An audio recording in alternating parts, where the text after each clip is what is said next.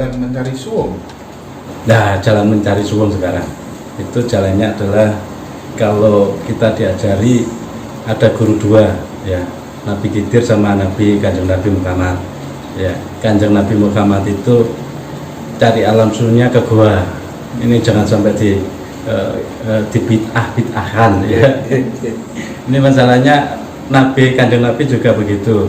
Cari suwung itu ternyata ke Gua Hira ya. Saya cari suwung ketemunya di Gua Klothok gitu ya. Ketemu ajarannya ajarannya Mpu Barada di Gua Klothok. Lah, ini yang indah Mas. Semedinya Nabi itu bukan cuma terus titik mutmainah ya. Titik mutmainah, titik ketenangan. Sudah lepas dari senengnya makhluk, mutmainah. Lepas senengnya makhluk tapi belum masuk ke alam ilahiyah. Itu mutmainah. Masih dipancar, wes tenang gitu saja. Kalau tenang, yang dicari orang semedi bukan tenangnya diri Mas, tapi tenangnya bersama Allah, senangnya bersama Allah. Nanti kalau tenang diri terus balik lagi ke alamnya makhluk ya, sumpah lagi gitu, sumpah lagi. Oh saya sudah tenang, nanti terus kerja lagi ya, sumpah lagi. Belum ketemu ya. Kalau pengen ketemu ya harus itu tadi, masuk ke alam sumur dia martia itu ya. Ini indahnya itu Islam sama Hindu ya. Islam sama Hindu itu caranya sama Mas. Orang-orang Thariqah untuk masuk ke mutmainah itu bagaikan orang tawaf itu Mas. Tawaf itu jalannya berbalik jarum jam, bukan mengikuti arah jarum jam. Orang tawaf itu kalau senangnya dunia itu mengikuti arah jarum jam, tapi untuk melonggarkan itu berbalik. Orang tua itu berbalik. Orang Hindu itu candinya juga begitu. Candi yang paling bawah itu cara bacanya mengikuti jarum jam, tapi kalau yang kedua Thariqah itu berbalik jarum jam.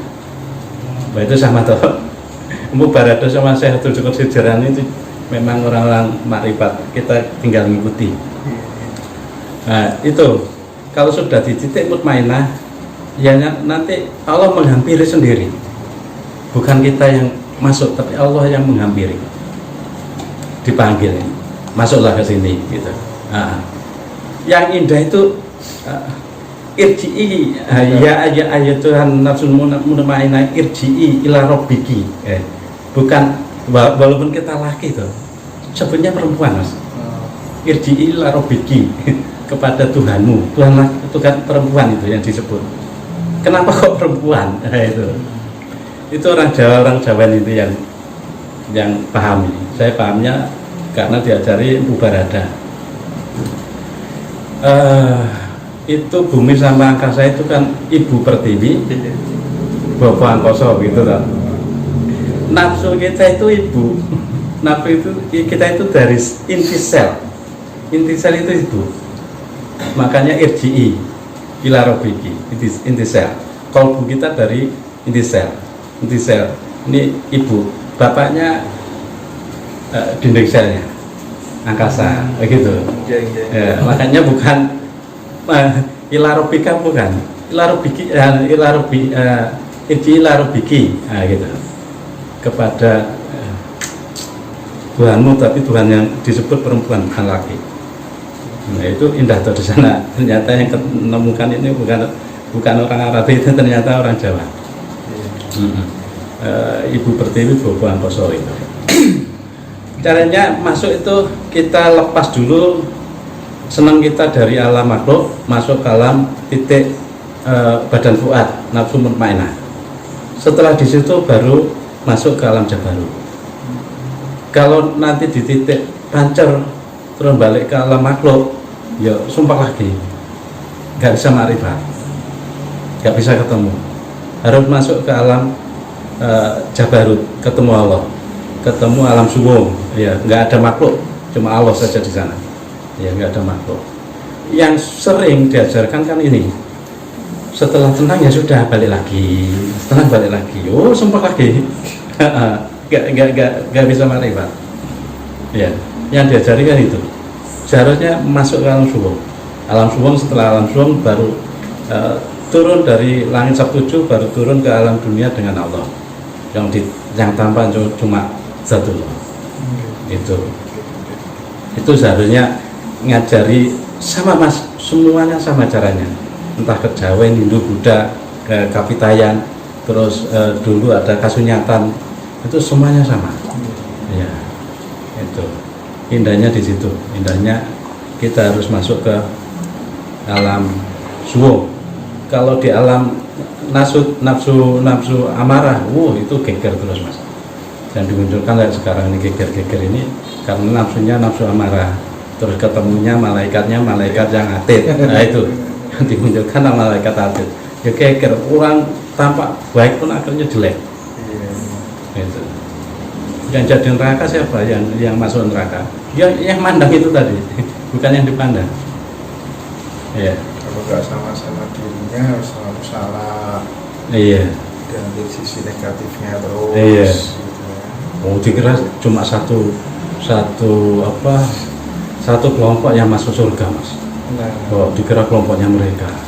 Nah, surga itu bukan di situ kok. Surga itu mau Allah pak. Semuanya bisa masuk ke sana. Iya, asalkan ada niat ke sana. Allah pasti kasih jalan. Iya. Iya, di Quran juga udah jelas kok. Ya, Islam, Nasrani, oh iya, dan lain sebagainya ada kan ayatnya itu semuanya akan bisa masuk ke surga. Dan teman-teman nanti bisa. Yang penting percaya Allah sama hari akhir. Betul ya. Iya. Ada ayat itu, iya, dan ayat itu membuat mata kita terbelalak. Al-Baqarah 662 mas Bari. Oh gitu ya. Selama ini kita menganggap hanya agama kita saja yang akan diterima sama Allah, tapi ternyata di Quran sendiri udah terang benderang. Iya. Makanya terus Jalaluddin Rumi mas. Saya bukan Muslim, saya bukan Nasrani. Saya agama saya ada agama cinta. Iya, makanya puncak pencapaian orang beragama atau berspiritual itu kalau berkaca dari quote-nya Jalaluddin Rumi tadi adalah ya ajaran welas asih, cinta dan kasih sayang. Nah, cinta dan kasih sayang itu sebagai manifestasi ketika kemudian orang sudah melewati fase suwung atau sampai pada makom ma'rifah. Memandang sesuatu apapun mau baik mau buruk ya dengan cinta dan kasih sayang. Intinya ketemunya Nur Muhammad sama Nurullah tadi lah. Nah itu nanti wujudnya adalah cinta kasih sayang. Oke.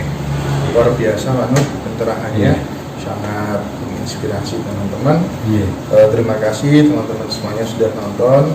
Saya cukup bisa di sini. Assalamualaikum warahmatullahi wabarakatuh.